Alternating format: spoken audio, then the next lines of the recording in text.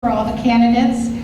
What are your accomplishments in this community over the past 5 years? And we'll start again with Mr. Dold.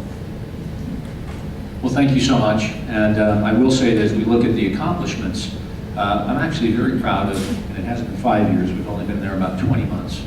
But I am proud of what we have been able to accomplish. Most people hear about the gridlock, and that is certainly a problem. But as a freshman, I've been able to pass 6 pieces of legislation past the House.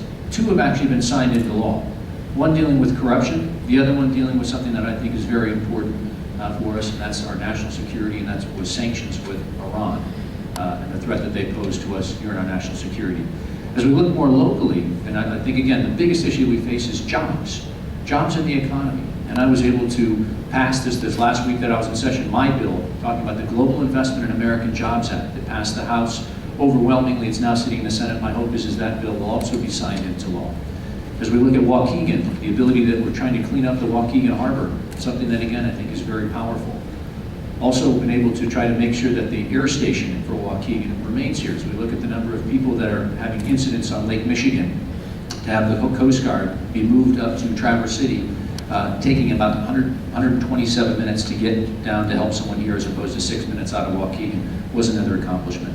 But as we look at the jobs in the economy, I think that's probably one of the things that I'm very proud of. We passed about 30 different jobs bills, many of them still sitting over in the Senate, but a number of those broad bipartisan support, 400 some odd votes that have passed the House that are now sitting over in the Senate. A couple of those did pass, and so we're very proud about that, which would help us here in the local community, because that's what I'm hearing from people here, is they're concerned about jobs and the economy.